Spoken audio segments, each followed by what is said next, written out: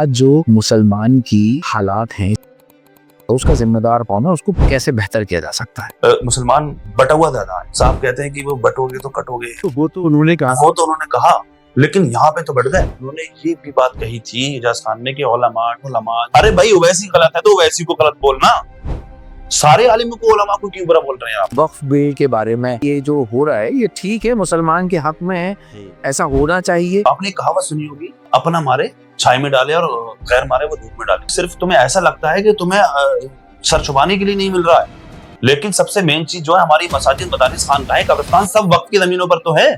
YouTube की कमाई जायज है या नहीं है? औरंगजेब टॉयलेट और बाबर टॉयलेट, क्या करना चाहते हैं आप? उसको नाम को देख करके आपकी उतरती है? लेटरिन पर तुमने औरंगजेब लिख दिया, आज भी मतलब इतना खौफ है, मतलब जिसकी उतरेगी नहीं तो वो उसको देख के उसको खौफ से उतर जाए। कब्र पे चादर चढ़ाना कैसा है, जायज है ना जायज है? इख्तिलाफ है उस पर उलमा का क्या है कहना?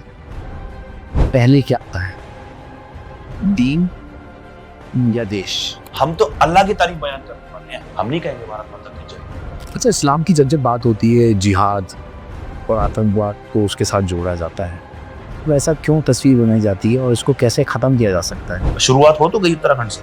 अच्छा हाँ, हल्द्वानी में 20-22 मदारिस उन्होंने बंद कर दी। 3 तलाक का सही तरीका क्या है? कुछ भी नहीं है 3 तलाक। ये टोपियां मखमल की लगा करके वहाँ जाहिल किस्म के लोग वहाँ डिबेट में जाकर बैठ रहे हैं, अपनी दाढ़ियां नुचवा रहे हैं, पकड़वा रहे हैं। इनको जब मालूम नहीं है तो क्यों पहुंच जाते हैं वहाँ पर, औरतों से पिटते हैं। ये इस्लाम में लड़कियों के हिजाब पहनना फर्ज है। कुछ खवातीन ये कह देती कि हमारी नियत पर डिपेंड करता है, हमारी नियत साफ है। हजरत फातिमा रज़ियल्लाहु तआला अन्हा से भी अच्छी साफ नियत है क्या आपकी? तो उनके लिए तो फर्ज था, तुम्हारे लिए क्या? Maroof Raza Khan, welcome to Shiraz Khan show. और आज बहुत सारे सवालों पर से पर्दा हटने वाला है और मैं चाहता हूं कि आज दिल से दिल की बात होगी। बिल्कुल इंशाल्लाह। तो सबसे पहला सवाल मेरा आपके लिए ये है कि मारूफ रजा खान कौन है? इस्लामिक स्कॉलर हैं, यूट्यूबर हैं, या फिर कोई पॉलिटिकल राजनीतिक जो कहते हैं ना कि आने का उनकी तैयारी है? अस्सलाम वालेकुम रहमतुल्लाहि व बरकातुहू। शिराज भाई, ना तो मैं कोई सोशल मीडिया इन्फ्लुएंसर हूँ, ना ही मैं कोई बहुत बड़ा यूट्यूबर हूँ, ना ही कोई मैं राजनीतिक नेता हूँ। मैं खादिम हूँ, खिदमत करता हूँ आवाम की, जिस तरह भी मुझसे हो जाए। नौजवानों को छोटी छोटी बड़ी बातें बल्कि बताना दीन के ताल्लुक से, और जो मुआशरे में जो गंद फैला रखी है कुछ लोगों ने, उसको दूर करने का काम, जो इस तरह से भी आपने देखी होंगी वीडियो मेरी, जिस तरह से मैं गली गली जाकर के धक्के खा करके इस तरह से अल्लाह तबारक व तआला ने बड़ी इज्जतों से नवाजा। देखिए मैं मिडिल क्लास का आदमी हूँ, मैं बहुत बड़ा कोई वो नहीं हूँ मैं, लेकिन इस्लामिक सवाल जवाब करना लोगों से, बहुत सी बातें ऐसे जो शर्म की वजह से लोग बड़े बड़े उलमा से, अपने इमाम से, इमामों से पूछ नहीं पाते, शर्म लगती है उनको पूछने में। इस तरह की बातें मैंने अपना जो शुरू किया सोशल मीडिया पर, वो मैंने यहाँ से शुरुआत की थी। इस्लामिक सवाल जवाब, बहुत से लोग ऐसे हैं जिनको अपने नबी का नाम याद नहीं है, बड़ा अफसोस की बात है ये, बहुत से लोग ऐसे भी मिलते हैं। मेरा सवाल अभी भी वहीं आके अटक गया। अच्छा, क्या आप इस्लामिक स्कॉलर हैं? जी। यूट्यूबर हैं, या फिर वाकई में कोई आने वाले अपकमिंग जिसे बोलते हैं कि राजनेता हैं? राजनेता तो नहीं हूं मैं, और यूट्यूबर कह सकते हैं मुझे वैसे आप। जी। मारूफ रजा का मकसद क्या है? फेमस होना जी, या फिर उनका ये एक रास्ता है कहीं ना कहीं राजनीति में एंट्री लेने का? अरे ऐसे भी जहन में लोगों के सवाल आते हैं क्या? बिल्कुल है। और जी अच्छा, देखिए इज्जत और जिल्लत का मालिक मेरा रब है। कुरान में अल्लाह बयान फरमाता है कि वत इज्जु मन तशा व तुज़िल्लु मन तशा। इज्जत और जिल्लत अल्लाह के हाथ में है। और मारूफ रजा का मतलब आपने पूछा, मारूफ का मायना है मशहूर, फेमस। मारूफ का जो लफ्जी मायना देखेंगे तो वो मारूफ ही हुआ, मशहूर हुआ। तो राजनीति में आने के लिए बहुत से लोग अगर राजनीति में इसलिए आते हैं कि वो मशहूर हो जाएं, फेमस हो जाएं, तो भाई मुझे उस चीज की जरूरत नहीं है। अल्हम्दुलिल्लाह, इस बात को मैं अगर कहूं तो कहीं ना कहीं ऐसा डर लगता है कि मेरे मुंह से तकब्बुर की बू ना आ जाए कि मुझे पहचाना जाता है, जाना पहचाना जाता है। मैंने कहा था ना, वत इज्जु मन तशा व तुज़िल्लु मन तशा। मुझे अल्हम्दुलिल्लाह मुझे बहुत मशहूर हूँ, मुझे जरूरत नहीं राजनीति में आके मैं फेमस हो जाऊं या मशहूर हो जाऊं, और ना ही मुझे बहुत ज्यादा पैसा चाहिए कि मैं अगर कोई राजनीतिक नेता बन जाऊंगा तो मेरे पास बहुत पैसा हो जाएगा। अल्हम्दुलिल्लाह अल्लाह का फजल है, और मुझे बस जो भी काम अल्लाह जिससे चाहे उससे ले ले, मैं खिदमत खल्क करता हूँ, MRK वेलफेयर ट्रस्ट नाम से मेरा जो है ट्रस्ट है एक, उसको भी। और ये मजबूरन जब अल्लाह ताला ने इतनी पहचान बनाई तो लोगों ने मुझसे कांटेक्ट करना शुरू किया, फोन करते हैं, बड़ा गिड़गिड़ाते हैं कि मारूफ भाई हमारा फला इंसान बीमार है, उसका इलाज करवाते हैं। तो वो जरिया बनाया अल्लाह ताला ने मुझे, तो वो मैं वहां पे भी खिदमत करता हूँ लोगों की। ने एक बात कही कि मैं इसलिए ये सब करता हूँ क्योंकि ये अवाम में जो गंदगी फैली हुई है, मुझे बहुत दुख होता है कि अपने नबी का नाम भी नहीं जानते जी। कई तरह। तो को नहीं लगता कि ये गली गली जाके, सड़कों पर जाकर माइक लेकर ये बात को पूछना, इसके लिए तो मस्जिदें बनी हुई हैं, बड़े बड़े मदरसे बने हुए हैं, बड़े बड़े इंस्टीट्यूशन बने हुए हैं जहाँ पर इसकी तालीम दी जाती है। तो क्या इससे आपको लगता है कि उस तालीम को आप फैला रहे हैं या फिर इसको और ज्यादा नेगेटिविटी जा रही है लोगों की नजर में कि यार इसको, ये मुसलमान होने के बावजूद इसको अपने ईमान और दीन के बारे में नहीं मानता? अच्छा सवाल है आपका शिराज भाई। मैं जब माइक लेकर के गली में जाता हूँ, गया मैं जब, तो मैंने नबी का नाम पूछा, उसको नबी का नाम याद नहीं है, तो वो कैसा मुसलमान है? क्यों नहीं है याद भाई? कुछ सवालात ऐसे होते हैं जो जरूरी होते हैं, और कुछ सवालात ऐसे होते हैं जिनका जो जरूरी नहीं है, जरूरियाती जिंदगी में से नहीं है वो सवालात। जैसे कि हमारे नबी का क्या नाम है, ये जरूरी है। 1 लाख कमोबेश 1,24,000 पैगंबर गुजरे, ना हो नाम हमें किसी नबी का नाम याद, कोई बात नहीं, लेकिन हमें हमारे नबी का नाम याद होना चाहिए ना, जिसकी हम उम्मत में। नमाज कितने वक्त होती है, नमाज अजान कितने वक्त होती है, ये फर्ज है हम पे चीजें ये जानना। गुस्ल में कितने फराइज हैं, ये फर्ज है। कलमा याद होना ये फर्ज है। कलमा याद नहीं तो फिर कैसा मुसलमान है वो? तो ये बातें तो जरूरी है ना, मालूम होना चाहिए ना उसको, बंदे को। लेकिन आपका पूछने का मकसद ये है कि कहीं ना कहीं उसको लोग ये कहते हैं कि ये क्या पूछ रहे हैं भाई, दीन की दावत। तो मैं दीन की दावत नहीं देता, मैं पूछता हूं उनसे। अभी आप मेरे पास आ गए मुझसे पूछने के लिए, बहुत सारी बातें आप मुझसे पूछ रहे हैं, तो आप भी तो पूछ रहे हैं ना मुझसे, कुछ भी पूछ सकते हैं। अभी आप बैठे हुए हैं, आपने लिख के रखा है, मुझे तो नहीं पता क्या लिखा आपने, रैंडमली पूछ रहे हैं आप मुझसे, तो क्या पता आपने मुझसे ऐसा क्या पूछ लिया। और इस बात को अपनी वीडियोस के अंदर कई मरतबा मैं खुद कह चुका हूं कि जो ऑडियंस है, जिनसे सवालात करता हूं मैं लोगों से, तो वो मुझसे पूछ सकते हैं। कोई सवाल अगर किया इमाम आजम अबू हनीफा रज़ी अल्लाह तआला अन्हु से, कम और बेश 100 से ज्यादा मरतबा लोग किसी ने सवाल किया दीन के मामले में, तो 100 से ज्यादा बार इमाम आजम अबू हनीफा ने ये बात कही कि मैं मुताला करके बताऊंगा, मैं देख करके बताऊंगा। तो इसमें कोई शर्म वाली बात नहीं है। तो जरूरियाती जिंदगी में से ये वाले सवालात, जो नबी का नाम, नमाज कितने वक्त, अजान कितने वक्त, अजान का क्या मतलब, कलमे का क्या मतलब, ये जरूरियाती जिंदगी में से है। अब मैंने सवाल कर लिया कि मूसा अलैहिस्सलाम, अब मैंने सवाल कर लिया कि वो कौन से नबी है जिन्होंने अपने दुश्मन के घर में परवरिश पाई। तो अगर आपको याद नहीं है, पता नहीं है, तो इसमें कोई बेइज्जती नहीं है भाई, ये तो सिर्फ एक नॉलेज वाली बात है। अब मैंने बता दिया आपको कि वो मूसा अलैहिस्सलाम है भाई, फिरौन के घर में परवरिश पाई, तो उधर ध्यान जाएगा, अच्छा ऐसा हुआ था, तो वो उसमें घुसने की कोशिश करेगा, ऐसा हुआ था तो क्यों हुआ था, कि दुश्मन भी थे, मूसा अलैहिस्सलाम का दुश्मन भी था फिरौन, लेकिन उसके घर में परवरिश पाई, तो क्या तो उसमें घुसेगा, दीन को समझेगा, इसी तरह से मोहब्बत हो। तो देखिए, सोशल मीडिया, मोबाइल हर किसी के हाथ में है।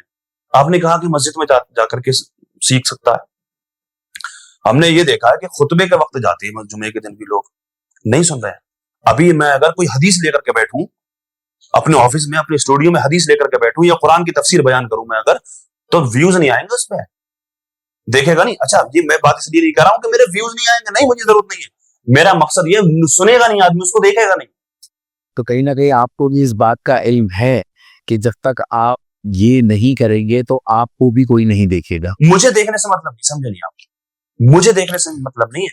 एक चीज और मैं आपको बताऊं, नेगेटिविटी वाली बात, 2% नेगेटिव कमेंट्स आई उस पर जो आपने सवाल किया, 2%, 98%, 98% लोगों ने पसंद किया उस कंटेंट को। आप मेरी कोई भी वीडियोस देखने निकाल करके उसमें कमेंट्स पढ़ के देखना, वो सवाल जवाब वाली जो लोगों से सवाल किया करता था मैं, तो उसमें 98% कमेंट्स ये होती कि मारो भाई बहुत कुछ सीखा, तो मैं उससे मोटिव होता हूँ, मुझे हौसला बढ़ता है मेरा, मुझे लगता है कहीं ना कहीं मेरे जरिए से इतने कलमा सीख लिया, कलमे का मफहूम याद हो गया इसको।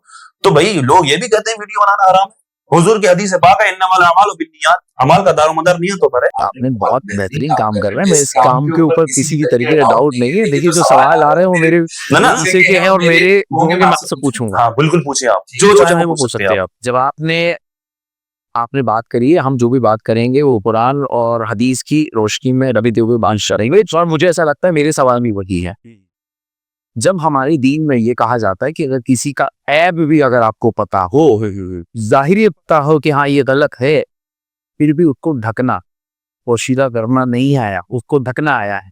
अगर जिस तरीके के आप वीडियो बना के, अगर उसको इल्म नहीं है इस चीज का, ठीक है वो गलत कर रहा है, जो उसको नहीं करना चाहिए उसको इसका इल्म होना चाहिए कि उसके नबी कौन है, उस पर क्या फर्ज है, क्या इस्लाम बोलता है और क्या फराइज है, पता होना चाहिए।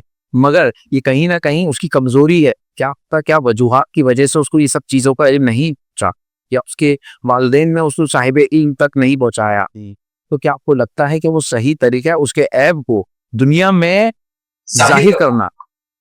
जी, जिसकी वजह से कहीं ना कहीं वो शर्मसार भी होगा। शायद हो सकता है वो उस वीडियो में उस वक्त में वो जाहिर ना कर पाए और उसको ऐसा फील हो रहा हो कि नहीं, अब भाई ने मेरे से ऑन रिकॉर्ड कोई बात पूछी और उसका मेरे पास जवाब नहीं था।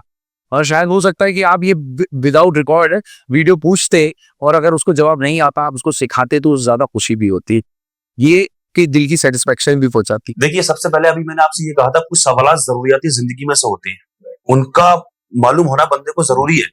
नबी का नाम और कलमा या नमाज के ताल्लुक से जो जरूरी, जो भी सवाल फर्ज है हम पे, जो भी चीजें हम पे फर्ज है उनका जरूरी है मालूम होना। अब अगर वही चीज बंदे को मालूम नहीं है तो उसको ऐसा लग रहा है कि बेइज्जती हो गई आज यार, ये कहना चाह रहे हैं ना। तो जो आपने सवाल रखा है ना, ये बहुत से लोग मुझसे कह चुके हैं, मैंने भी सोचा कि बात सही है कहीं ना कहीं, लेकिन जो सवाल जरूरियाती जिंदगी में से नहीं है, जो जहनी आजमाइश के कहा जाता है, जिनसे नॉलेज मिलेगी, वो सवालात को, उन सवालात की वीडियोस को मैं आगे बढ़ाता हूं। लेकिन कलमा अगर किसी को कहीं याद नहीं हुआ है तो मैंने उसके चेहरे को ब्लर कर दिया है कहीं कहीं। लेकिन जो जो जहनी आजमाइश के हैं, जो सिर्फ जनरल नॉलेज वाले, उसमें कोई किसी दिक्कत वाली बात नहीं है। आज जो मुसलमान की हालात हैं, सिचुएशन है पूरी दुनिया में, सिर्फ I am not talking about Hindustan, पूरी दुनिया में जो हालात है उसका जिम्मेदार कौन है, उसको कैसे बेहतर किया जा सकता है? देखिए कहीं ना कहीं मैं तो यही कहूंगा कि कहीं ना कहीं दीन की कमी है मुसलमान के अंदर, मुसलमानों पर कहीं जुल्म होता है। तो रमजान के बाद मसाजिद खाली हो गई है। एक वीडियोस मैंने ऐसी देखी जो इमाम साहब कह रहे थे 1:32 हो चुके हैं और 1:30 जमात का टाइम है, मस्जिद पूरी खाली थी, मुसलमानों का मोहल्ला, मस्जिद सारी खाली हो गई, जमात का वक्त हो गया, नमाज आया नहीं बंदा। तो कहीं ना कहीं मुसलमानों पर कहीं जुल्म अगर होता है तो मुसलमान उसका जिम्मेदार खुद है।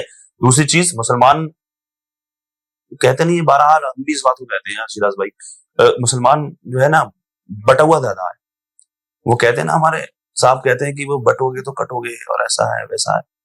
तो वो तो उन्होंने कहा, लेकिन यहाँ पे तो बढ़ गए। लेकिन मुसलमान इख्तलाफी बात इस चीज को नहीं करता, मुसलमान कभी किसी के मजहब को बुरा नहीं कहता। हमारा मजहब इस चीज की इजाजत देता ही नहीं है, किसी के मजहब को बुरा कहे या किसी कम्युनिटी को हम करें, टारगेट करें अगर हम, तो इसकी इजाजत नहीं देता। कहीं ना कहीं एजुकेशन की कमी,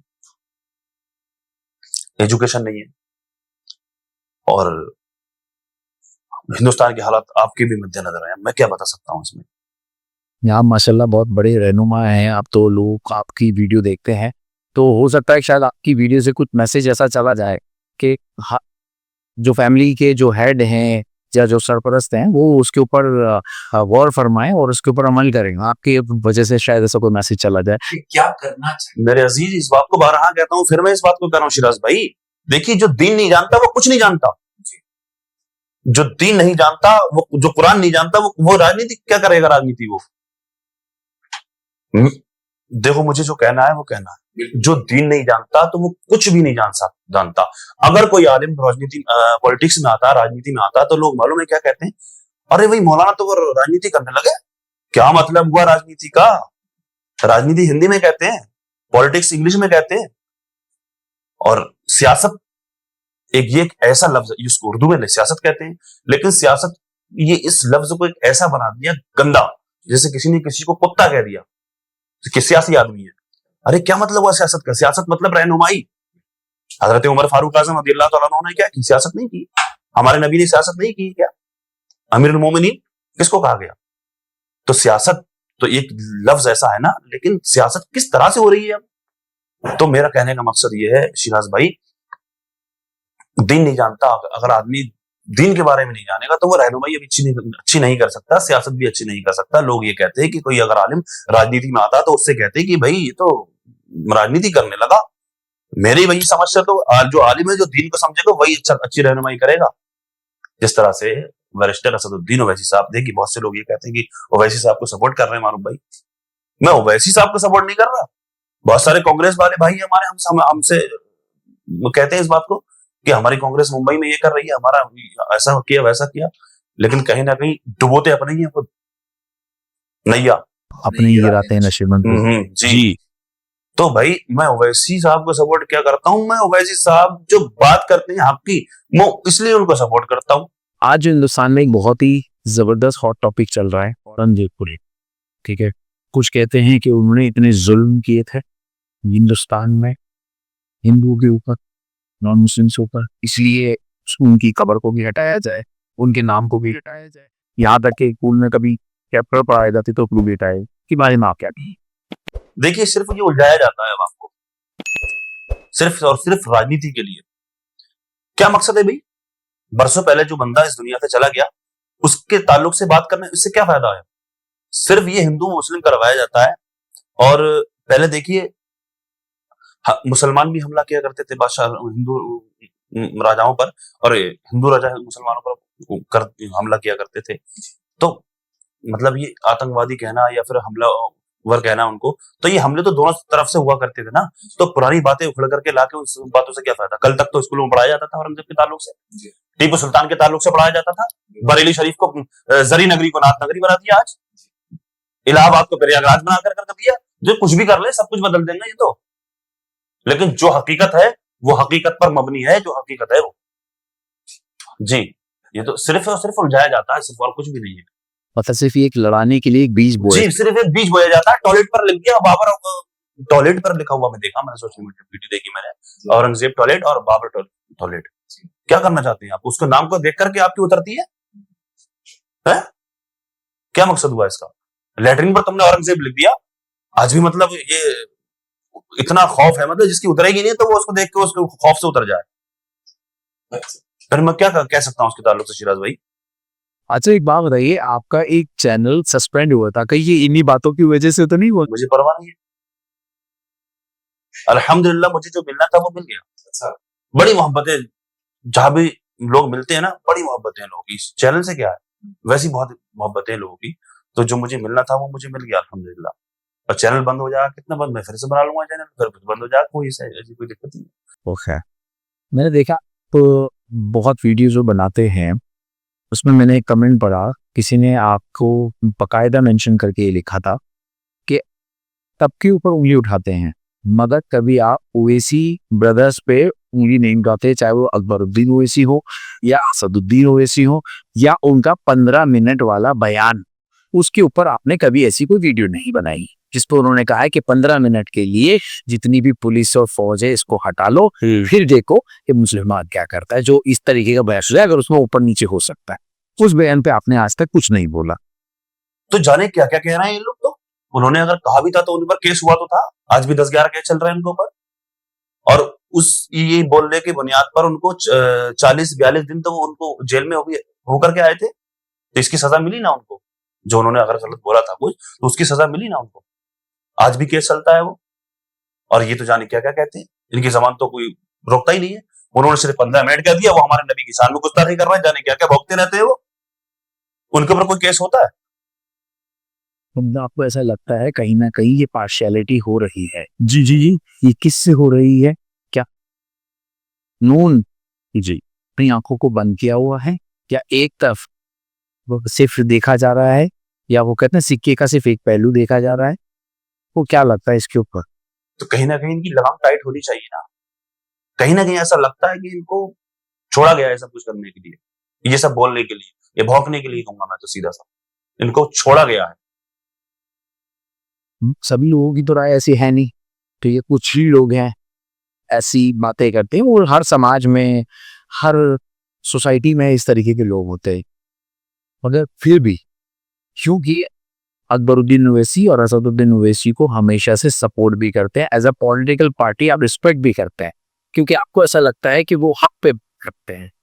मगर बाकी लोगों का ऐसा मानना है, बाकी बहुत मुसलमानों का ऐसा मानना है कि कहीं ना कहीं वो बीजेपी की बी टीम का क्या मानना है, क्या वाकई में आपको भी लगता है कि वो बीजेपी की बी टीम है या फिर वो जो बात कहते हैं वो हक है और सिर्फ अपने वोट बैंक के लिए करते हैं? अच्छा, देखिए शिराज भाई, कहीं ना कहीं लोग अगर कहते हैं वैसे साहब को बी टीम है, तो मैंने कब कहा कि अब वोट दीजिए? आपने कहा कि आप सपोर्ट करते हैं वैसे साहब को, तो मैं कहीं सपोर्ट नहीं करता हूँ। मैं सपोर्ट उस चीज को करता हूँ जो हक की बात करता है।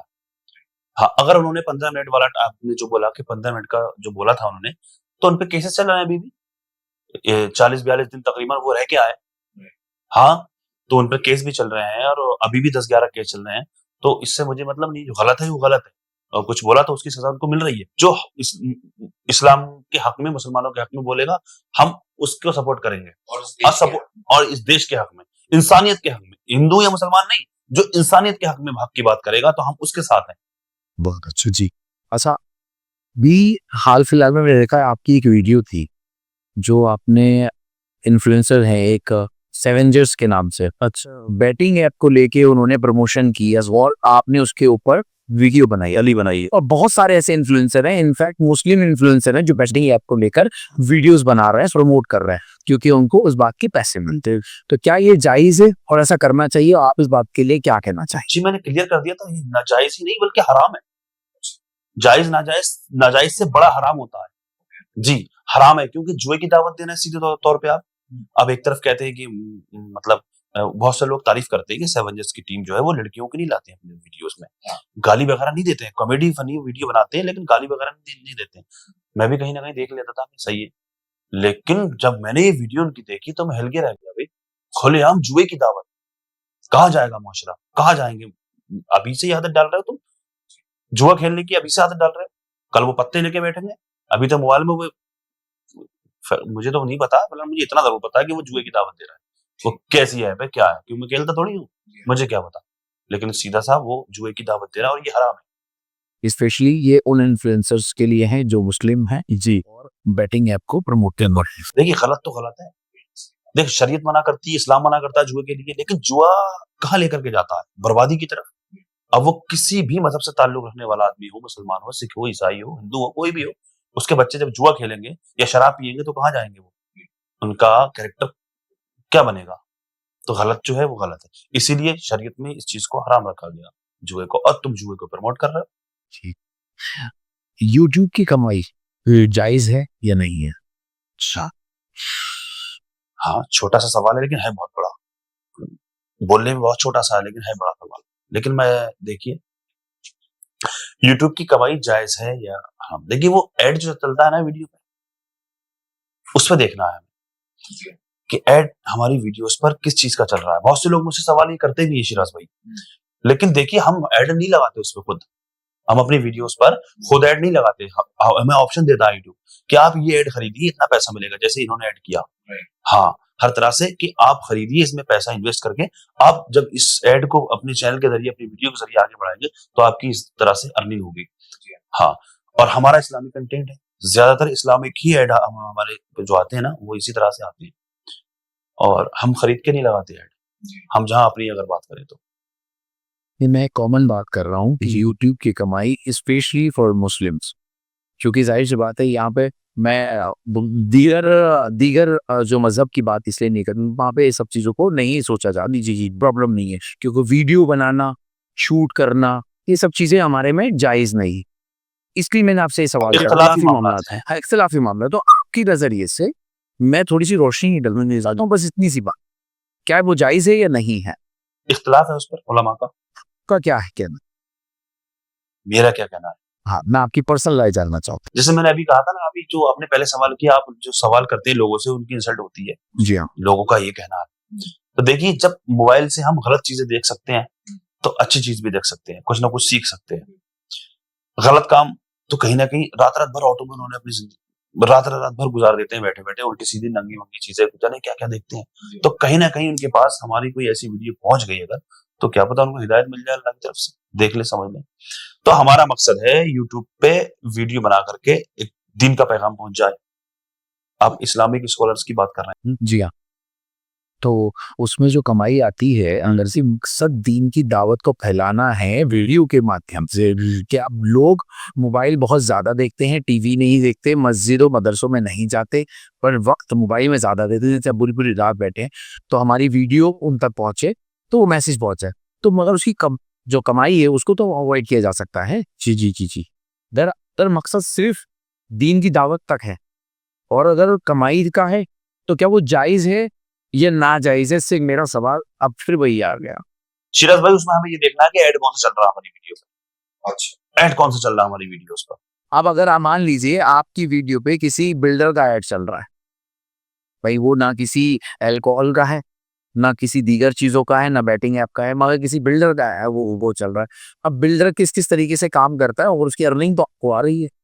हाँ, या कोई और दीगर बिजनेसमैन का ऐड चल रहा है, तो वो बहुत बहुत गहरा गहरा मामला हो गया ना। ना। मैंने तब आपसे सीधा सवाल पूछा है। देखिए, अगर मस्जिद के अंदर जो बंदा इमामत करता है ना, तो फिर वो क्या पता मुक्तदी ने कहां से कमा के ला के दिया उसको, उसको क्या पता। या फ्री में कहीं नमाज पढ़ा दे, वो दीन का काम है। इमाम फ्री में नमाज पढ़ाए, दीन का काम है। मदरसे में बच्चों को पढ़ाते मुदर्रिस, तो पढ़ाएं।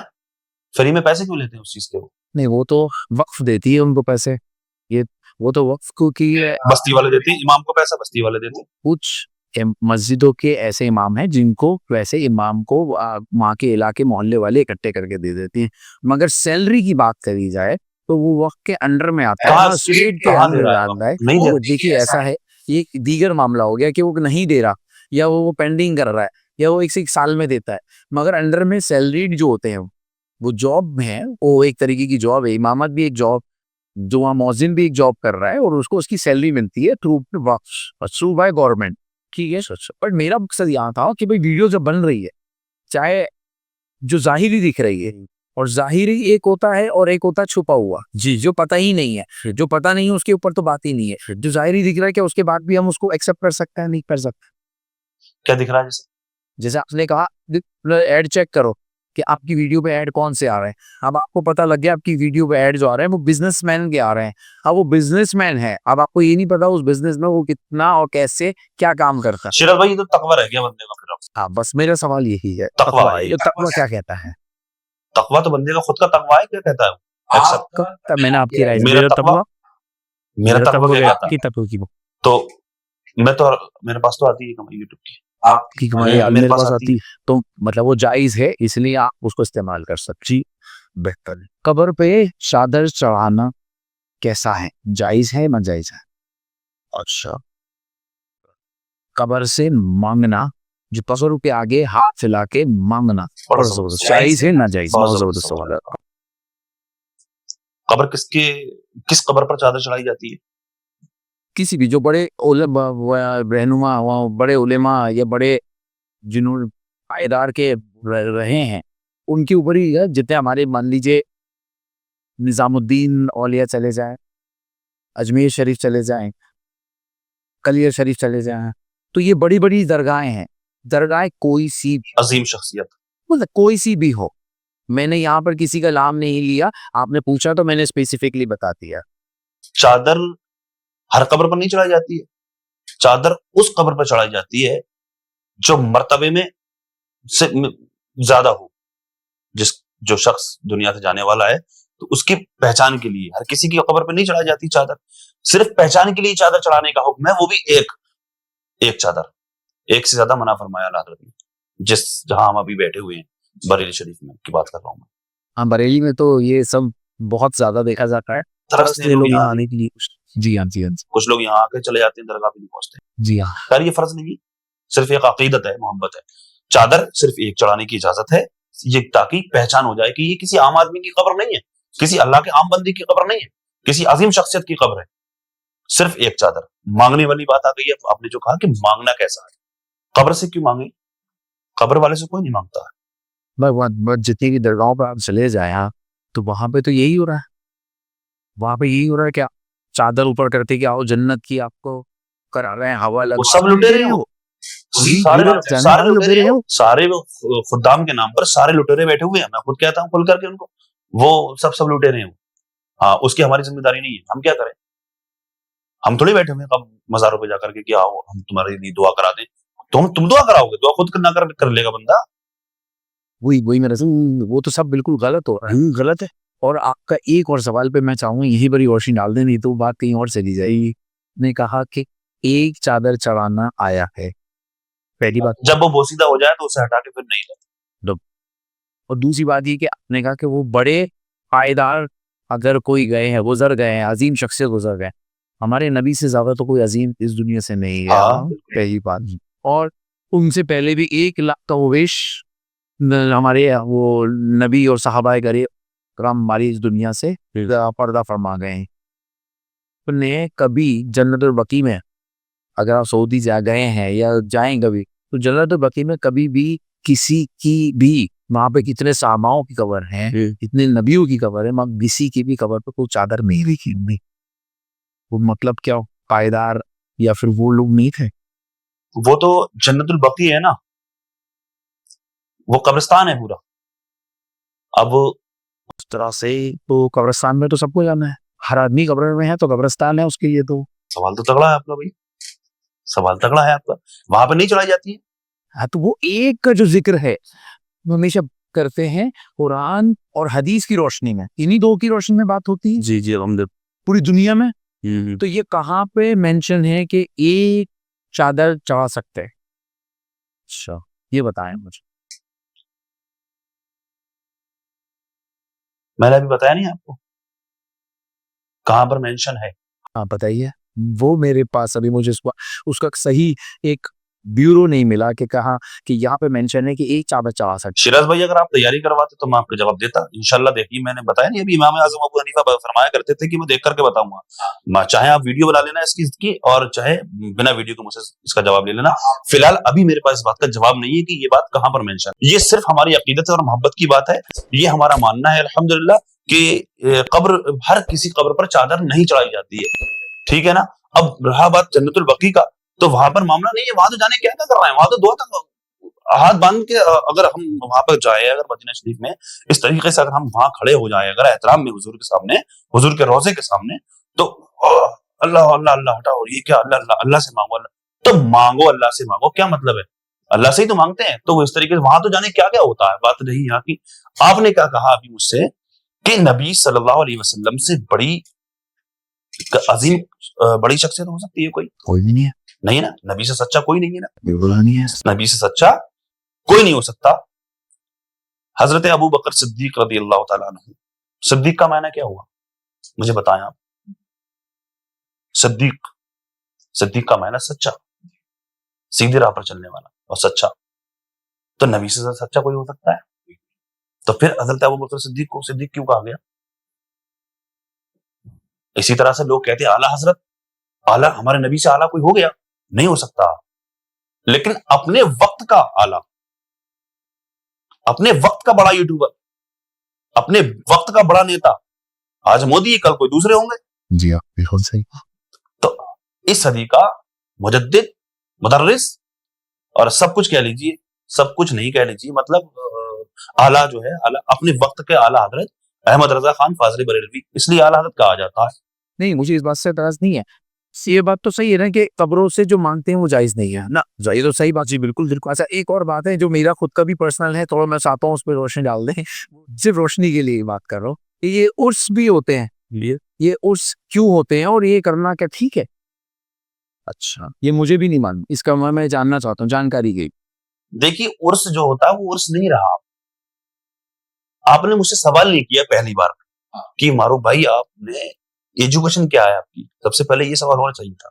मैं खुद बता रहा हूँ इस बात को, बजाब्ता दरसे निजामी का मुताला नहीं किया है मैंने।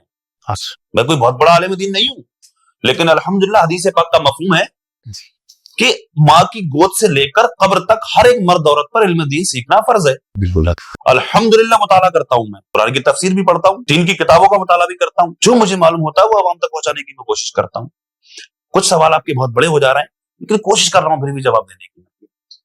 खुल के बता दिया मैंने सारा आपको। क्या सवाल था आपका अभी?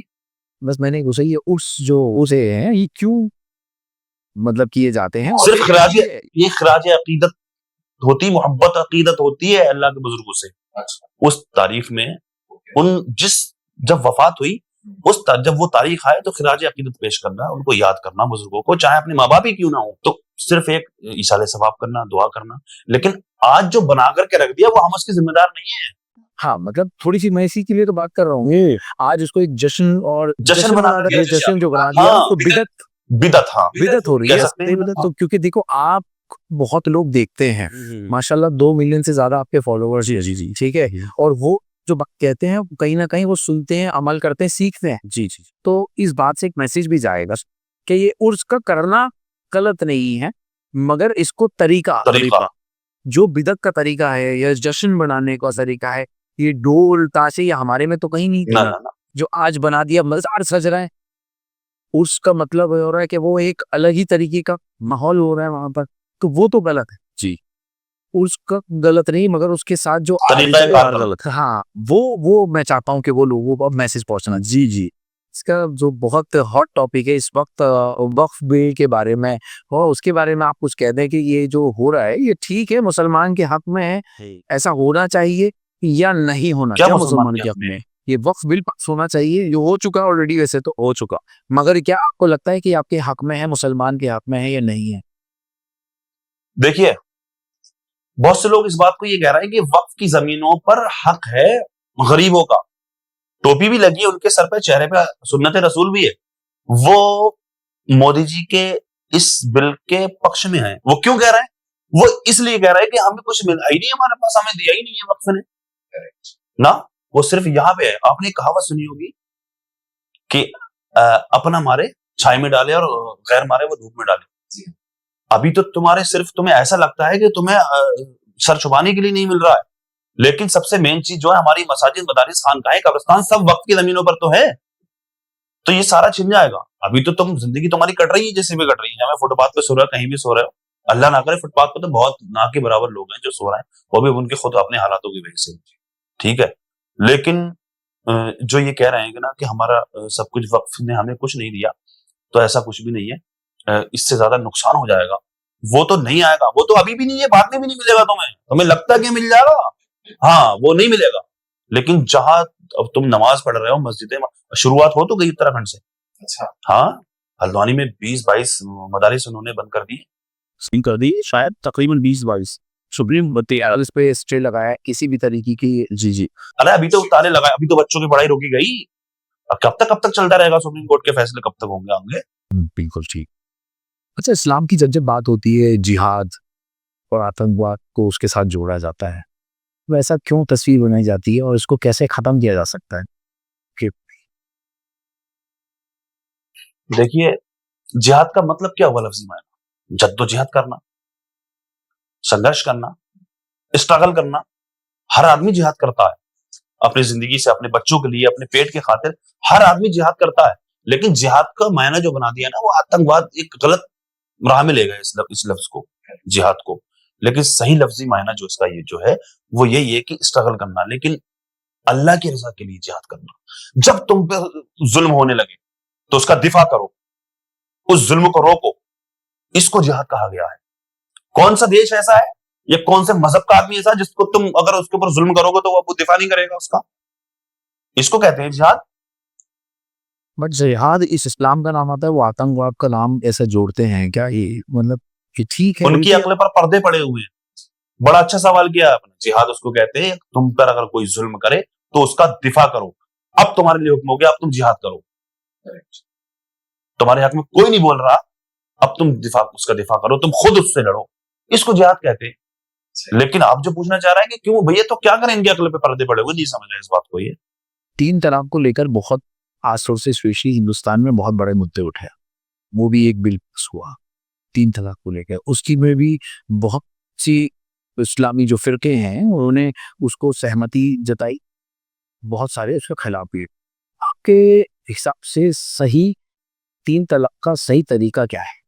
वही तो बात है शिराज भाई, पता ही नहीं है आदमी को तलाक क्या है, 3 तलाक का मतलब क्या होता है, तलाक के मसाइल। देखिए जो चीज शरीयत में है तो उसको हम पर हमारे लिए सीखना फर्ज है।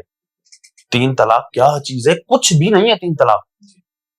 ये टोपियां मखमल की लगा करके वहां जाहिल किस्म के लोग वहां डिबेट में जाकर बैठ रहे हैं, अपनी दाढ़ियां नुचवा रहे हैं, पकड़वा रहे हैं। इनको जब मालूम नहीं है तो क्यों पहुंच जाते हैं वहां पर, औरतों से पिटते हैं ये। बिल्कुल हकीकत। 3 तलाक किसको कहते हैं? इनसे मैं खुद पूछना चाहता हूँ 3 तलाक किसको कहते हैं? 3 तलाक शरीयत में कहीं नहीं है। मजहब इस्लाम में 3 तलाक कहीं नहीं है, सिर्फ 1 तलाक। जिंदगी जहन्नम बन गई आदमी की बीवी की तरफ से, परेशान हो गया समझा समझा करके। किसी भी तरह के मामलात हैं, अब चाहे किसी शिराज भाई किसी भी तरह के मामलात हैं, अगर जिंदगी बिल्कुल जहन्नम हो चुकी है, परेशान हो गया आदमी समझा समझा करके, नहीं मान रही बीवी, अब क्या करना है उसको? 1 तलाक दे दे। 1 तलाक देने के बाद अब वो 3 हैज तकरीबन 3 हैज इद्दत करेगी वो बीवी उसकी। तो आसान लफ्जों में बताए हैज का मतलब पीरियड्स जो होते हैं ओके, खवातीन को, लेडी को जो पीरियड्स महीना तो 3 माह उसको इद्दत करनी पड़ेगी। अब इसके दरमियान अगर समझौता हो जाता है, बीवी समझ जाए अगर, तो वो उसके बिना निकाह के रह सकती है साथ में। वो मतलब वो टाइम पूरा नहीं हुआ, उससे पहले पहले इद्दत पूरी नहीं हुई, अगर समझौता हो गया तो वो बीवी उसके निकाह में आ सकती है। वैसे ही निकाह की भी जरूरत नहीं पड़ेगी। इसी तरह से 2 तलाकें भी अगर उसने दी थी तो इसी तरह से 3 हैज तक उसको इद्दत करनी पड़ेगी। और इसी दरमियान अगर वो समझौता हो जाता तो रह सकते, बिना निकाह के रह सकते, आ सकते। लेकिन इद्दत पूरी नहीं हुई तो अगर इद्दत हो गई कंप्लीट, फाइनली हो गई इद्दत, तो क्या करना पड़ेगा? हलाला बड़ा गलत तरीके से बयान किया जाता है। वो हलाले की जरूरत नहीं है वहां। अगर 2 तलाकें हुई है या 1 तलाक हुई है तो वहां पर हलाले की जरूरत नहीं, लेकिन निकाह करना पड़ेगा। निकाह करना पड़ेगा जी। तो हलाला की जरूरत कब पड़ती है? जी वो भी मैं बता रहा हूं आपको। अब कितना ऑप्शन दिया शरीयत ने, कितनी छूट दी शरीयत ने, लेकिन समझे तो, पढ़े तो, पहले इसके मसाइल सीखे तो पहले, कितनी, अरे बहुत बहुत छूट है इस चीज में। तो अब तुम खुद ही जाहिल बन गए, तुमने 3 बार 3 दो गोली मार दी, इससे हिसाब तो होगा मैदान महशर में, जवाब दिया मांगा जाएगा। जो तुम एक बार में एक सांस में 3 फिर कहते हैं भाई हजरत कोई रास्ता है, कोई बचा कुछ? तुमने पहले सारे रास्ते बंद कर दिए, अब कुछ नहीं बचा। हलाला अगर 3 तलाक दे दी, अच्छा हाँ 3 तलाक अगर दे दी उसने, तो अब ये है ना, जब इतने सारे तुम्हें ऑप्शंस दिए थे, तुमने सारे रास्ते बंद कर दिए, अब है ये, अब झेलो इसको। वो आदमी को, लोग कहते हैं कि औरत की क्या गलती है? सजा औरत की। हाँ, औरत को क्यों सजा मिल रही है? औरत को सजा थोड़ी मिल रही है, औरत को तो पर्दार को जानता कौन है औरत को? वो तो तुम घूम रहे हो ना, बाजारों में घूम रही हो ना, तो तुम्हें इसलिए जाना जाता है। क्यों घूम रही हो? तुम्हें कौन जानता है? तुम तो पर्दे के अंदर हो, तुम्हें कोई नहीं जानता, तुम्हारे आदमी को जानता है। उसकी बेइज्जती वो मुंह कहां छुपाएगा? पहले से उसको होश नहीं आया? ये सजा आदमी के लिए है, ये सजा रखी गई है, और वो भी उसके हस्बैंड के लिए, उसके शौहर के लिए रखी गई है। औरत को कोई जानता ही नहीं है, वो तो पर्दे में है, वो तो तुमने बना दिया। आप सऊदी अरब में आज भी देख लें, अगर जिस घर से जिस बंदे की शादी हुई है ना, तो उस तक की, यानी कि अपनी ससुराल में जाने की इजाजत नहीं है। दरवाजे पे एक साइड से रूम बना हुआ है, वहीं से आएगा, अपनी बीवी को छोड़ के चला जाएगा। वो इसको कहते हैं पर्दा, ये है पर्दा। लेकिन अब जब तुम सारे कुछ काम कुछ तहजीब जायज नाजायज देख ही नहीं रहे हो, तो तुम कुछ भी कहते रहो उसको। मेन चीज है तलाक के मसाइल सीखना हर आदमी पर फर्ज है, सीखे, पहले समझे उसको। अच्छा, इस्लाम में लड़कियों पे हिजाब पहनना फर्ज है या फिर एज पर कन्वीनियंस वो पहन सकती हैं? क्योंकि हम देखते भी ऐसे, कुछ बुर्का पहन रही हैं, कुछ नहीं पहनती, कुछ कहीं पे पहनती है और कहीं नहीं पहनती। तो क्या ये सही है? और सही है तो क्या सही है और क्या? पर्दा फर्ज है जी। कुछ खवातीन इस तरह से ये कह देती है कि हमारी नियत पर डिपेंड करता है, हमारी नियत साफ है। तो भाई हजरत आयशा रदी अल्लाह ताला या हजरत आयशा, हजरत फातिमा रदी अल्लाह ताला अन्हा से भी अच्छी साफ नियत है क्या आपकी? तो उनके लिए तो फर्ज था, तुम्हारे लिए क्या है?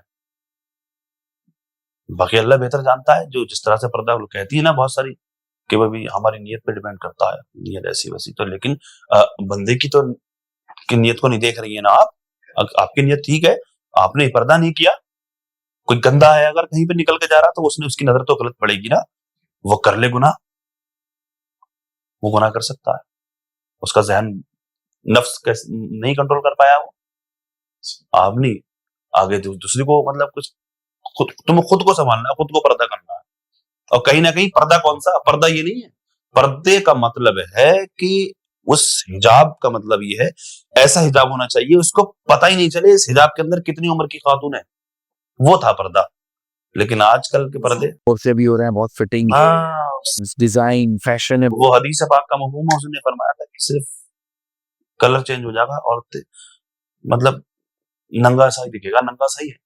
इसका जो यूथ है वो जिनब को नहीं समझ। अल्लाह अकबर। फोन में पोर्नोग्राफी देखना बहुत नॉर्मल सी बात हो गई है और उसको अडॉप्ट कर रहे हैं। उसी में पोर्नोग्राफी भी चल रही है, उसी में कुरान की ऐप भी देख चल रही है। थोड़ा इसके पे थोड़ी सी रोशनी डालें और भाव इसके बारे में। शिराज भाई, जो वो देखता है गलत तो वो तो हराम है ही है, वो तो हराम है, हराम काम करता है। जिस तरह से कुरान आपने कहा, उसी मोबाइल में कुरान देखता है, उसी मोबाइल में गलाजत देखता है। तो आप जो लोग कुरान मोबाइल में कुरान पढ़ते हैं ना, तो इस तरह के लोग सवाल भी करते हैं, सवालात भी करते हैं कि हजरत मोबाइल में कुरान होता है तो क्या हम उसको टॉयलेट वगैरह में ले जा सकते हैं? उस मोबाइल को बिल्कुल ले जा सकते हैं। मोबाइल में कुरान जो है ना, जब है तब तक है वो, जब आपने खोल लिया उसको ऐप को तब कुरान है वो, लेकिन जब वो हट गया वहां से तो कुरान नहीं है, वो बातिन है, वो हाजिर नहीं है। इसी तरह से एक ही मोबाइल में गलाजत भरी चीजें देखना या कुरान देखना पढ़ना, तो इससे कोई मतलब नहीं है। जो गुनाह किया उसका गुनाह मिलेगा, जो नेक अमल किया उसका नेकी मिलेगी उसकी। तो इससे कोई मतलब नहीं कि एक ही मोबाइल में क्या। बाकी एहतियात करनी चाहिए। एहतियात क्या, तो गुनाह तो गुनाह ही है ना, इस चीज में क्या एहतियात करेगा? तो गुनाह क्यों कर रहा है अभी? क्यों? हराम तो हराम है ना, इसमें एहतियात की क्या जरूरत है कि कुरान नहीं देखना, उसमें दूसरे में कुरान देखेगा, एक दो मोबाइल ले ले, एक में गलाजत देखेगा, एक में कुरान देखेगा। जरूरी है क्या हराम काम करना? करना ही नहीं है, करना ही नहीं है ना। एग्जैक्टली। तना खान के बारे में आप क्या कहना चाहेंगे, मतलब उनकी लाइफ की ट्रांसफॉर्मेशन को लेकर? देखिए शिराज भाई, वो जिस गलाजत भरी दुनिया से निकली है और जिस दुनिया में वो आज हैं, तो वो ये दुनिया उस दुनिया से तो बेहतर है, लेकिन आज जो है वो मुकम्मल पर्दा नहीं है। बहुत से लोग कहते हैं, मैं नहीं कह रहा हूं इस बात को, कमेंट्स पढ़ी मैंने, कहते हैं कि मुफ्ती अनस साहब ने वो ज्वाइन की है फिल्म दुनिया या फिर इन्होंने छोड़ी है फिल्म दुनिया। हाँ, इस तरीके की बस बहुत कमेंट आते हैं कि आज भी उन्होंने इंडस्ट्री पूरी तरह छोड़ नहीं पाए। जी जी। तो मुकम्मल तौर पर पर्दा नहीं है वो, इसलिए कहते हैं लोग। आज भी सोशल मीडिया पर दिखाई देती है, लेकिन हाँ, वो जिस तरह के कपड़े पहना करती थी, वो गलाजत भरी ही दुनिया थी, उससे ये बेहतर है, लेकिन मुकम्मल बेहतर नहीं है, ये बिल्कुल पूरी तरीके से नहीं है, अभी भी पर्दे में नहीं है वो।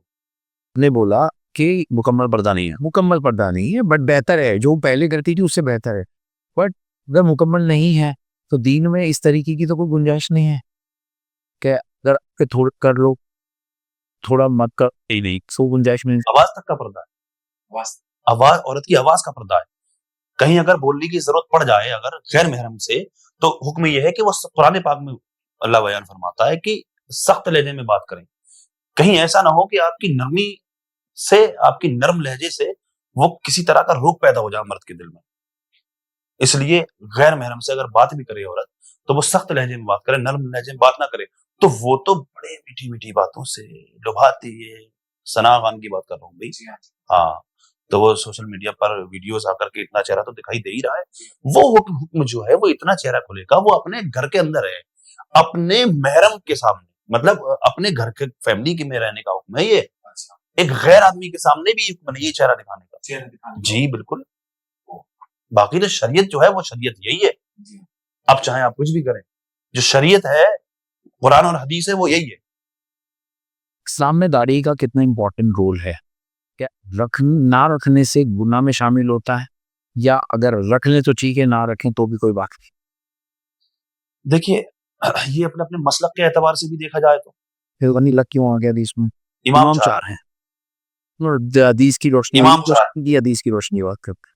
दाढ़ी तो दाढ़ी है, 5 नमाजें फर्ज हैं, चारों इमाम ने 5 टाइम की नमाज फर्ज बताई देखिए है। तरीका अलग था।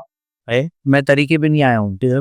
मैंने फर्ज की बात करी है, नमाज फर्ज है, फर्ज फर्ज है, रोजा फर्ज है, फर्ज है, फर्ज है, हज बिल्कुल, तो सबने यही बताया जी, यही बताया बिल्कुल। तो मैंने सिर्फ दाढ़ी का सवाल करा, उसमें मसलक की बात नहीं था। तो नमाज फर्ज है तो नमाज का भी तो तरीका अलग है, कुछ लोग रफादन करते हैं, कुछ नहीं करते हैं। अच्छा। कुछ लोग अपनी पेशानी के नीचे पत्थर रख लेते हैं, नहीं रखते, हम तो नहीं रखते। तो फर्ज तो है, तरीके अलग अलग है ना। तो इसी तरह से अपने अपने जो इमाम चार है, चारों बरहक हैं, जिसको चाहो फॉलो करो, लेकिन एक ही को फॉलो करो। हम इमाम आजम अबू हनीफा को फॉलो करते हैं। इमाम आजम अबू हनीफा की दाढ़ी जो हमारे इसमें है, वो एक मुश्त 2 उंगल तक की इजाजत है। एक मुश्त 2 उंगल होनी चाहिए, इससे ज्यादा नहीं होनी चाहिए, और एक मुश्त से कम नहीं होनी चाहिए। अगर ना रखें तो किसी गुनाह में शामिल जी, जी गुनाह गुनाह है। है। हाँ, दाढ़ी कटाना गुनाह है। पहले क्या आता है, दीन या देश? दीन या देश? क्योंकि हमें हमेशा एक कहते हैं ना, तराजू पे रख के तोला जाता है कि भारत माता की जय बोलोगे तो मतलब तुम अपने देश से मोहब्बत करते हो, प्यार करते हो, तुम सच्चे देशवासी हो। और अगर नहीं बोलोगे तो तुम अपने अपने देश से, अपने वतन से प्यार नहीं करते। तो तुम्हारे लिए दीन पहले है कि देश? बड़े अच्छे अंदाज में इसका जवाब एक शख्स ने दिया है, और सीधे तौर पे डॉक्टर जाकिर नायक ने ये बात कही। ये सवाल किसी ने किया था, मैंने देखी थी वो वीडियो। उन्होंने कहा कि ये आपके पास 2 आंखें हैं, 2 आंखें, अगर एक पहले कौन सी आती है, पहले कौन सी आती है, यही सवाल उनसे किया गया था। ये भी जवाब सही है कि दोनों आंखों से मोहब्बत करता है बंदा। किसी से पूछा जाए आपके पास आपको किस आंख से ज्यादा मोहब्बत करती है, तो दोनों आंखों से मोहब्बत करेगा, दोनों से देखता है वो। इसी तरह से हमारा कुरान और हदीस, और कुरान और हदीस ही तो सिखाता है देश से मोहब्बत। मजहब इस्लाम का मतलब ही यही है कि एक हाथ से, तुम्हारे हाथ से किसी दूसरे को नुकसान ना हो। और हमारे नबी ने अपने मुल्क से मोहब्बत करना बताया है, अपने मुल्क से मोहब्बत करो। तो देश से मोहब्बत ही तो अल्हम्दुलिल्लाह ईमान वाले ज्यादा करते हैं। मैं तो यही कहूंगा। भारत माता की जय बोलने से क्या मुसलमानों को कोई प्रॉब्लम होती है या हो सकती है? जय क्या क्या मतलब हुआ? जय क्या होती है, क्या मतलब? मैं आपसे पूछ रहा हूँ, जय किसको बोलते हैं? जय मतलब किसी की तारीफ करना, बिल्कुल महान। भारत माता की जय। लेकिन एक मुसलमान का मानना ये होता है कि अल्लाह तबारक, अल्लाह अकबर। अब इसको भी लोग गलत समझते हैं। अल्लाह अकबर बड़ा, कोई गाली दे दी, क्या कर दिया? अल्लाह अकबर यानी कि अल्लाह सबसे बड़ा है। हम अल्लाह और अल्लाह के रसूल पर ईमान रखने वाले हैं। हम अल्लाह के अलावा किसी को महान नहीं कह सकते। भारत माता की जय, भारत महान। हाँ, उस एतबार से भारत को महान कह सकते हैं, और मुल्कों के एतबार से, सारे मुल्कों से, सारे देशों से महान हमारा भारत, क्योंकि हम इस मुल्क में रहते हैं, इस मुल्क से हम मोहब्बत करते हैं। लेकिन जय का मतलब जो होता है ना, वो अलग ही हुआ। हम तो अल्लाह की तारीफ बयान करने वाले हैं, हम नहीं कहेंगे भारत माता की जय, मगर हम तो अल्लाह अकबर कहते हैं। बहुत सारे उलेमाओं के बयान में ये सुना है कि हमें भारत माता की जय कहने में प्रॉब्लम नहीं है, अच्छा, मगर क्योंकि ये जबरदस्ती कहलवाना चाहते हाँ, हैं, ये बात इसलिए भी है, हमारे लिए प्रॉब्लम। ये बात भी है। लेकिन देखिए, एक मोहब्बत का पैगाम जाए, इस बात से मेरी इख्तिलाफ रखेंगे बहुत से हमारे हिंदू भाई कि ये बात, ऐसी बात कर रहे हैं कि नहीं कह सकते। तो मैंने बोला ना कि और देशों के एतबार से हमारा भारत महान, भारत माता की जय कर। लेकिन जबरदस्ती का क्या मतलब हुआ भाई? जबरदस्ती कहोगे तो नहीं कहेंगे हम जी। जबरदस्ती अगर कहोगे तो हम नहीं कहेंगे, प्यार से कहलवा लो। अब बहुत इंपॉर्टेंट सवाल लेकर आया हूँ मैं, जी, जिसकी वजह से मैं बॉम्बे से बरेली तक आ गया। अरे माशाल्लाह। एक हमारे बड़े करीबी दोस्त हैं, भाई भी है मेरे, एजाज खान, तो समझ लियो आप, सो वेल था। उनका मेरा एक पॉडकास्ट हुआ था जिसमें मैंने उनसे कुछ एक दो सवाल किए थे, जहाँ पे उन्होंने जवाब दिए थे, जिसके ऊपर आपने एक वीडियो बाइट निकाल के उस पर एतराज जताया था। अच्छा। तो वो ऐसा क्या उन्होंने बोला था जो आपको बुरा लगा? और अगर आपको बुरा लगा तो मैं कहीं ना कहीं से क्लियरिटी कर दूं, और अगर उसके बाद भी आपको कोई गलतफहमी है तो मैं चाहूंगा उस पर एक बार रोशनी डाल दे। क्या कोई पर्सनली आपको उनसे प्रॉब्लम है? अच्छा, या फिर वाकई में सिर्फ आपको वो बात बुरी लगी थी इसलिए आपने ऐसा किया? इंशाल्लाह, अच्छी बात है, आप आ गए आज। उस वीडियो को करोड़ों लोगों ने देखा है, और जिसको जो भी मिलता है कि भाई इजाज खान से क्या हो गया, इजाज खान से क्या हो गया, जितने भी लोग, जहाँ अक्सर मेरे साथ ऐसा हुआ। शिराज भाई, इजाज खान साहब से मेरी कोई जाती दुश्मनी नहीं है, ना ही कोई दिली दुश्मनी है, ना ही दुनियावी कोई दुश्मनी, किसी तरह से मेरा कोई भी दुश्मनी नहीं है उनसे। और मैं तो मोहब्बत रखता था उनसे, आज भी रखता हूँ, रखता था नहीं, आज भी रखता हूँ, भाई है, दीनी भाई है। लेकिन उनकी कुछ बातें ऐसी चलोगी जो मेरे दिल को लग गई। सबसे पहले चीज तो उन्होंने ये बात कही थी, शुरुआत जहां से हुई मैं वो बता रहा हूँ। हाँ उन्होंने कहा असदुद्दीन ओवैसी बीजेपी की बी टीम है। क्यों कही उन्होंने ये बात? क्योंकि असदुद्दीन दिल को बुरा क्यों लगा? क्या आप असदुद्दीन ओवैसी के फैन हैं या आपको AIMIM ज्वाइन करनी है, आपको पॉलिटिक्स में आना है इसलिए आपने बिल्कुल नहीं आना मुझे पॉलिटिक्स में। फिर ऐसे तो बहुत लोग थे, मगर आपने क्यों उस पर एक्शन लिया? एक्शन अल्लाह ने मुझे इस चीज के लिए रखा, क्या पता मुझे इसीलिए रखा हो मैं जवाब दूं। बैरिस्टर असदुद्दीन ओवैसी जो है मुसलमानों के हक में बोलता है हमेशा। मुफ्ती सलमान अली साहब की गिरफ्तारी हुई बोले, 3 तलाक के मुद्दे पर बोले, हर मुद्दे पर तो बोलते हैं। कौन सा समाजवादी नेता बोलता है या कौन सा कांग्रेसी बोलता है? असदुद्दीन ओवैसी बोलते हैं। इसलिए मैंने जो जवाब दिया वो इसलिए दिया कि इजाज खान साहब ने ये बात कही कि बीजेपी की बी टीम है। उन्होंने क्यों कही इजाज खान ने ये बात? जब कही, अगर इजाज खान को ये मालूम था कि ये बी टीम है तो उनके पास टिकट लेने के लिए क्यों गए? वो टिकट लेने इसलिए गए, उनको ऐसा लगा कि असदुद्दीन ओवैसी साहब मुसलमान नुमाइंदों को सपोर्ट करते हैं और आगे बढ़ाने की कोशिश करते हैं, और एजाज खान हमेशा मुसलमानों के हक में और हित में आवाज उठाते हैं। इसलिए वो उनके पास गए कि अगर मेरे पास पीछे सपोर्ट में कोई अच्छी पार्टी, नेशनल पार्टी जुड़ी होगी तो मैं वो सीट जीत भी सकता हूं और मुसलमानों के हक में आवाज भी उठा सकता हूं, और सिर्फ ना ही मुसलमानों के हक में, हर मजहब के हक में आवाज उठा सकता हूं। ठीक है, अंदर के मामलातों में मुझे नहीं पता क्यों मना किया उन्होंने। इसलिए उनको ये बात बोलने पे मजबूर हुए कि असदुद्दीन ओवैसी की पार्टी जो है वो बी टीम है, और उन्होंने मुझे टिकट नहीं दिया। जी अच्छा, इसलिए कहा उन्होंने। जी तो वो शख्स जो इंसान उलमा की शान में गुस्ताखी कर सकता है, तो वो मुसलमानों का रहनुमा कैसे हो सकता है भाई?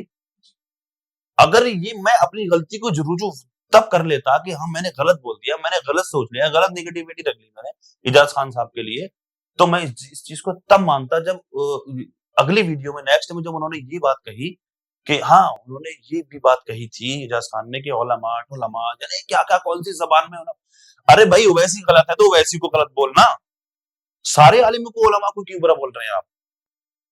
मेरी कोई जाती दुश्मनी नहीं इजाज भाई से। इजाज भाई ने उलमा की शान में गुस्ताखी की थी, तब मैंने उनको गलत बोला। यहाँ तक उन्होंने कहा कि वो बरेली बरेली का मौलाना, वो क्या है रे उसका नाम, तब मुझे भी कोई ये उनका स्टाइल है। स्टाइल है, वो मुझे हंसी भी आई थी, तो मैं उस चीज से भी नाराज नहीं हुआ था। लेकिन उन्होंने सारे उलमा को एक सा बोला, तो ये जो इंसान उलमा की गुस्ताखी कर सकता है, तो वो मुसलमानों के हक में कैसे करके वो बोल सकता है? अच्छा क्या बोले आप बताते मुझे? आप कह रहे हैं मुसलमानों की बोलते क्या करा? नहीं, वो हमेशा, मैं पर्सनली उनको जानता हूँ, वो हमेशा मुसलमान के हक में, और इनफैक्ट सिर्फ मुसलमान नहीं बाकी रिलीजन के भी हक में वो हमेशा स्टैंड लेते हैं। जहाँ तक उनके हाथ में पावर और जितना वो कर सकते हैं वो करते हैं। अब जिसके पास कोई पावर ना हो, सपोर्ट ना हो, फाइनेंशियल सपोर्ट ना हो, वो क्या करेगा? इसीलिए वो इलेक्शन लड़ने की कोशिश करते हैं जहाँ उनको सपोर्ट नहीं मिलती है, वो आगे, उनको क्यों इतने कम वोट मिले? क्योंकि उनके साथ कोई ऐसी नेशनल पार्टी नहीं जुड़ी थी, उनको ऐसा लगता है। किस पार्टी से लड़े थे? वो शायद भीम आदमी से लड़ते। अच्छा, अच्छा ये वजह रही। और वो चाहते थे कि वो असदुद्दीन ओवैसी की पार्टी से इलेक्शन। अच्छा वो चाहते थे, तब उन्होंने कहा कि चलिए साहब, बाकी वो जानते होंगे बेहतर। जो मुझे गलत लगा वो मैंने बोल दिया। चले हम यहाँ पे उनसे जो भी दिल की रंजिशें खत्म करें। बिल्कुल, मुझे ऐसा लगता है कि वो भी ऐसे दिल के नहीं है, वो बहुत साफ दिल। अरे मैं अक्सर जानता हूँ उनको, मैं एक जमाने से जानता हूँ इजाज भाई को, और मुझे लगता है शायद कहीं ना कहीं वो भी मुझसे मुखालफत नहीं रखते होंगे अपने जहन में ऐसी बात। आखिरी में मैं पूछना चाहूंगा, आप हमारे शो के बारे में क्या कहेंगे, शिराज खान शो के बारे में? शिराज खान शो के बारे में भाई साहब मजा आ गया मुझे इनसे मुलाकात करके आज। वाकई ये मुंबई से आए चल करके मुझ नाचीज का इंटरव्यू लेने के लिए, मुझसे बातचीत करने के लिए, ये मोहब्बत है। और बहुत बहुत शुक्रगुजार हूँ शिराज भाई मैं आपका, आप आए और मैं सही से आपका वेलकम भी नहीं कर पाया। मुझे देर हो गई इनसे मिलने में, ये मुझसे पहले यहाँ पर आ गए थे जिस जगह हम बैठे हुए, और कुछ मसरूफियत रही मेरी इसलिए मैं जो लेट हो गया। और बहुत जबरदस्त आदमी माशाल्लाह, अच्छा बोलते हैं, और उम्मीद यही है कि आगे भी देखिए जो भी इंटरव्यूज जो होते हैं इनके चैनल पर, तो इन्होंने मुझसे जो आज बातचीत की है ना, ये जरूरत है हमको इस चीज की। तो मुझे अच्छा लगा, आगे भी इंशाल्लाह कोशिश यही रहेगी। मैं इनको एक मशवरा दूंगा कि मैं तो कोई बड़ी चीज नहीं हूँ, कुछ नहीं हूँ, लेकिन मैं इनको ये मशवरा दूंगा कि बड़े बड़े उलमा के पास जाएं और उनका पैगाम अपने चैनल के ज़रिए लोगों तक पहुँचाएँ। और आप लोगों से गुज़ारिश है भाई, जिस तरह से आप लोगों ने मोहब्बतों से नवाज़ा ना हमारे शिराज़ शो को भी, मोहब्बत से नवाज़ें, इसको सब्सक्राइब कर लेना और आगे-आगे इंशाल्लाह इस तरह से आप लोगों ने हमें मोहब्बतों से हमारे चैनल को नवाज़ा है। इसी तरह से फ़ेसबुक पर अगर आप देख रहे हैं तो फ़ॉलो कर लें और यूट्यूब पर अगर देख रहे हैं आप तो सब्सक्राइब कर लेना भाई के चैनल को, Shiraz Khan show. Thank you so much and उम्मीद करता हूँ आपको हमारा ये पॉडकास्ट मारूफ रज़ा खान का बहुत पसंद आया होगा। बहुत सारे सवालात के जवाब आपको आज यहाँ पर मिल गए होंगे और आगे भी इसी तरह के पॉडकास्ट आपके लिए हम लाते रहेंगे। और अगर पसंद आया तो प्लीज़ इन प्लीज़ इसको शेयर करना बिल्कुल मत भूलें और हमारे चैनल को सब्सक्राइब ज़रूर करें। Thank you so much.